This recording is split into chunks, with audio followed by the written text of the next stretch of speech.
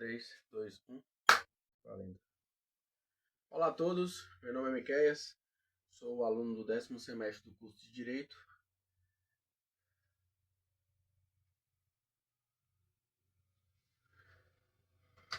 Três, dois, um, começando novamente, valendo. Olá a todos, meu nome é Miqueias, em nome da coordenadora Liz Sampaio, eu saúdo todos os avaliadores presentes, estendo as saudações aos colegas, informo que é um prazer tê-los aqui, finalizando esse trabalho que é tão importante para nós alunos. Bom, como foi dito, meu nome é Miqueias, sou aluno do 10º semestre do curso de Direito. Darei início à apresentação do meu trabalho de conclusão de curso, cujo tema é o papel da Defensoria Pública no acesso à justiça, que teve como orientadora a professora Andressa Bertão. Bom, quando se fala em acesso à justiça, este tema é um tema caro, é um tema de grande relevância, sobretudo em países com alta desigualdade social. E como prega a Constituição Federal, no seu artigo 3, um dos objetivos da República Federativa do Brasil é reduzir as desigualdades sociais e regionais. O que fica implícito que o nosso país é sim um país desigual. E a partir da Constituição de 1988, dentre os direitos e garantias fundamentais, o acesso à justiça é um direito. E o instrumento que o Estado usa para garantir esse direito é a Defensoria Pública. Nesse sentido, a Defensoria Pública ela presta uma assistência jurídica e uma assistência judiciária. E falaremos nos próximos slides um pouco mais de forma aprofundada sobre isso. Nosso problema de pesquisa se resume ao seguinte questionamento: de que forma a Defensoria Pública contribui para a efetivação do acesso à justiça e quais os obstáculos, quais os desafios enfrentados pelo órgão no cumprimento da sua missão constitucional. O objetivo geral do nosso trabalho foi analisar o papel da Defensoria Pública no acesso à justiça, considerando os desafios e as estratégias utilizadas pelo órgão para superar os obstáculos identificados.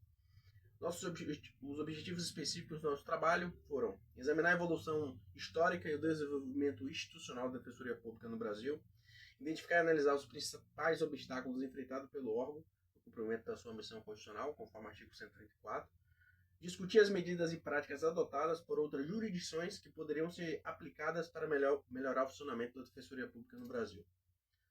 A justificativa do nosso trabalho reside na necessidade de entender os mecanismos que garantem o acesso à justiça e como a Defensoria Pública pode ser aprimorada para o cumprimento da sua missão constitucional.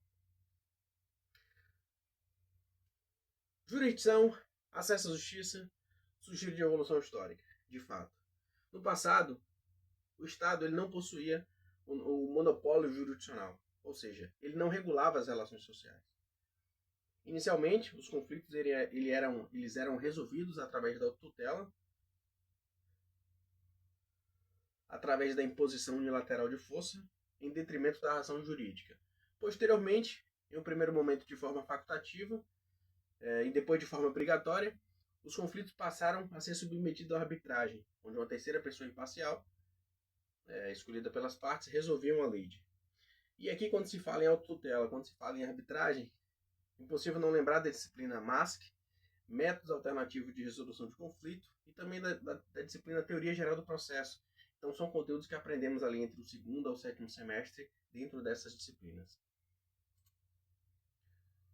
Com o passar do tempo, e principalmente a partir do surgimento da teoria da repartição dos poderes, teoria essa presente no clássico livro O Espírito das Leis, tem como autor o Barão de Montesquieu, já no século XVII, o Estado ele passou a ser o detentor do monopólio jurisdicional. A partir daí ele passou a regular as relações sociais. Usando o termo que se aplica ao nosso trabalho, ele passou a jurisdicionar. Que, em outras palavras, nada mais é do que dizer o direito. Então, a partir daí, se qualquer parte tem um direito violado, qualquer cidadão, quem jurisdiciona, quem diz que tem um direito é o Estado. Não mais através da tutela, através da força, não mais através da arbitragem. Pelo contrário, a partir do século XVII, o Estado passou a jurisdicionar, passou a dizer o direito. Juntamente com a monopolização, o Estado ele tornou-se responsável exclusivo em proporcionar o acesso à justiça, aquele que as invocar. E aqui é importante dar um destaque à palavra invocar, por quê? Porque de um lado o Estado ele evocou para si a tutela jurisdicional, né? E de outro, por outro lado, em matéria de direitos civis subjetivos, ele estendeu a tarefa de provocar ao interessado. Ele faculta o interessado essa tarefa de invocar. Aquilo que aprendemos ali no artigo 2 do Código Processual Civil, princípio da inércia da jurisdição. Então, aprendemos na disciplina de Direito Processual Civil, quando qualquer pessoa tem um direito violado, ela procura o judiciário, ela provoca o judiciário, que só a partir daí jurisdiciona. Se a pessoa não provoca o judiciário, esse direito simplesmente é perdido. E aqui é importante mencionar um ditado que rola no início do curso de Direito, um brocado jurídico, que diz que o direito não socorre aos que dormem. E de fato, se você tem um direito violado e você não provoca o judiciário, você simplesmente perde esse direito. O acesso à justiça, o histórico do acesso à justiça no Brasil. O acesso à justiça no Brasil, antes da primeira Constituição de 1824, o primeiro entendimento que remete à concessão de justiça gratuita estava presente nas ordenações filipinas. A garantia constitucional, a garantia fundamental prevista no direito brasileiro do acesso à justiça surge pela primeira vez na primeira Constituição de 1934, a chamada Garantia da Assistência Judiciária, e ela se estende a todas as constituições até a Constituição de 1988, com exceção da Constituição de 1937, né, aquele período ali ditatorial que não havia uma previsão da garantia do acesso à justiça. Nesse contexto, a assistência judiciária, a partir da Constituição de 1988, continuou como dever do Estado. As três ondas de acesso à justiça. No mundo ocidental, o interesse pelo acesso à justiça resultou em três ondas de desenvolvimento, segundo um dos teóricos que embasam o nosso trabalho, Mauro Capelletti. Essas ondas, segundo ele, iniciaram a partir de 1965 e seguiram uma ordem cronológica. A primeira onda, ela consistia na assistência judiciária gratuita aos hipossuficientes, né, objetivando quebrar o obstáculo financeiro. A segunda onda, ela preocupou-se com a representação dos direitos difusos e coletivos, com a proteção dos vulneráveis, né? E a terceira onda, ela centra sua atenção num conjunto de mecanismos e instrumentos usados para prevenir disputa nas sociedades modernas. Ganha um destaque nesse cenário aquilo que aprendemos nas disciplinas citadas anteriormente, teoria geral do processo, método alternativo de resolução de conflitos. Então, ganha um destaque a mediação, a conciliação, a arbitragem, que são alternativas eficazes aí, com o objetivo de descongestionar o judiciário, promovendo soluções mais rápidas e personalizadas, alinhadas às necessidades das partes. Os primeiros esforços usados na efetivação do acesso à justiça concentraram em proporcionar serviços jurídicos para os pobres. Nesse sentido, surgiu o sistema judicário e surgiu os advogados remunerados pelos cofres públicos. O sistema judicário surgiu na Áustria, foi aplicado na Áustria, Inglaterra, França, Holanda e Alemanha. É o sistema através do qual a assistência judiciária é um direito para todos que se enquadrem nos termos da lei. A finalidade do sistema judicário é proporcionar a mesma representação que teriam se pudesse pagar o advogado. Ou seja, uma mera assistência judicial, é uma representação judicial. Em contrapartida, surgiu nos Estados Unidos os advogados remunerados pelos cofres públicos, com objetivo diverso do sistema judiciário, e se destaca com a preocupação em conscientizar os pobres de seus direitos.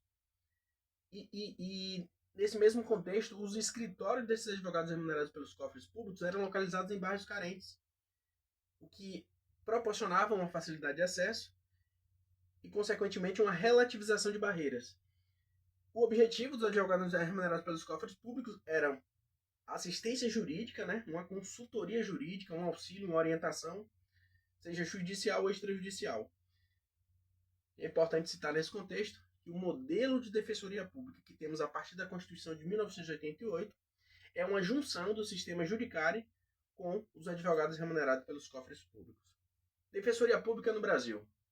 A partir da Constituição de 1988 surgiu um modelo de defensoria pública que temos hoje Na atualidade, a Constituição ela trouxe uma nova visão, uma visão mais abrangente sobre assistência jurídica integral e gratuita.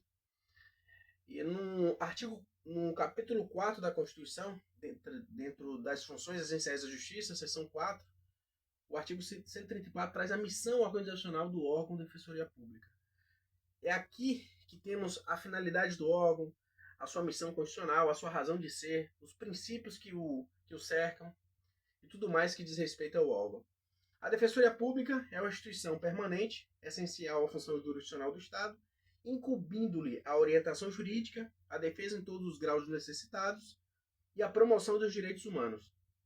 Os princípios que regem a Defensoria Pública é a unidade, a indivisibilidade e a independência funcional. O artigo 5º da Constituição, do inciso 74, o legislador pregou o seguinte: o Estado prestará assistência jurídica integral e gratuita aos que comprovarem insuficiência de recursos. E qual é o instrumento que a mesma Constituição garante que será o veículo para promover o acesso à justiça?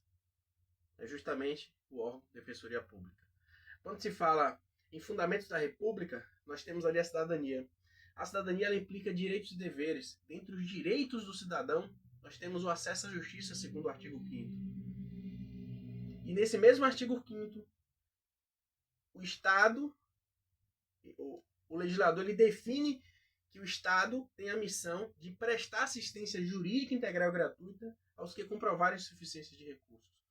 E o instrumento utilizado para prestar essa assistência é a Defensoria Pública. A metodologia do nosso trabalho foi uma revisão de literatura bibliográfica, uma revisão legislativa, com foco na análise de textos acadêmicos, legislações de documentos institucionais que dizem respeito ao tema, os principais autores que dialogam com o nosso trabalho, com os quais inclui Mauro Capelletti e Brian Garden, são teóricos referências quando se trata da temática acesso à justiça, cujas obras sobre o tema são fundamentais para a compreensão sobre o tema. Bom, os obstáculos enfrentados no cumprimento da sua missão constitucional, enfrentados pela Defensoria Pública, nós temos aí a falta de recursos humanos, a falta de recursos financeiros, temos aí a preferência do governo, a preferência do Estado por advogados dativos, a contratação de novos servidores. Então, é importante mencionar para os presentes advogados dativos, são aqueles advogados que, em comarcas que não se tem Defensoria Pública, o juiz ele escolhe o advogado para representar a parte como se fosse um defensor público. Então, em algumas localidades, nós temos ainda advogados dativos. Então, mesmo após 37 anos da promulgação da Constituição de 88, nós temos advogados dativos. Então, há essa falta de investimento no órgão. Há também a questão da infraestrutura deficiente, a falta de estrutura. E aqui, trazendo para a nossa realidade, é possível visualizar isso de perto. Nós temos o Ministério Público com um prédio próprio, na alta prefeitura, temos o Tribunal de Justiça, mas a Defensoria Pública está onde? Está no centro da cidade, na estrutura de casa. Então, há essa falta de investimento. E não menos importante, nós temos o excesso de demandas, casos de mais, profissionais de menos. Isso acaba comprometendo a produtividade, para a entrega do serviço público ao cliente cidadão. Mesmo diante desse contexto, como uma Defensoria Pública contribui com o acesso à justiça e qual é o seu papel? Mesmo diante desse contexto, ela tem cumprido a sua missão constitucional no artigo 134, que é promover a orientação jurídica, é defender os necessitados, é defender os direitos fundamentais e os direitos humanos, e não menos importante, ela promove a educação em direitos e a inclusão social por meio da justiça. Então, mesmo diante do que foi dito, ela tem cumprido a sua missão constitucional. Propostas e modelos internacionais que podem ser aplicados no Brasil. Nós temos aí o modelo de ampliação da Defensoria Pública Comunitária, é a descentralização de atendimento que ocorre no Canadá, que pode ser aplicado no Brasil, onde defensores públicos trabalham próximos à comunidade, identificando os problemas jurídicos antes que tornem litígios. Nós temos também a implementação de inteligência artificial e temos a especialização de defensores públicos para atuar em políticas públicas estruturantes. Imagina você ter um defensor público que está lidando diretamente com os problemas sociais, com as partes mais vulneráveis, nas trincheiras, e pegar esse mesmo servidor e colocar em parceria com o poder público municipal para criar políticas públicas. Isso seria algo certamente muito assertivo, que traria benefício para a comunidade de forma geral. Bom, nossas considerações finais. O acesso à justiça ele não se limita ao acesso ao poder judiciário, e nesse contexto a Defensoria Pública desempenha um papel essencial na efetivação desse acesso, prestando assistência jurídica, judiciária e a justiça gratuita, que são pilares fundamentais segundo a Constituição de 1988. Então, nesse contexto, mesmo diante de todos os desafios, o órgão ele tem cumprido seu papel, que é assegurar que todos tenham acesso à justiça, promovendo a inclusão jurídica no contexto brasileiro. Agradeço a atenção de todos Muito obrigado.